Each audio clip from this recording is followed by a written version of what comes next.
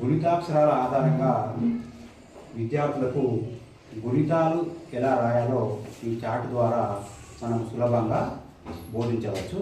ఎలా అంటే తలకట్టు అంటే క, దీర్ఘం కా, కుడి కి, గుడి దీర్ఘం కీ, కొమ్ము కు, కొమ్ము దీర్ఘం కు, ఏత్వం కే, ఎతర దీర్ఘం కే, ఐత్వం కై, ఓత్వం కో, ఉత్తర దీర్ఘం కో, ఔత్వం కౌ, సున్నా కం.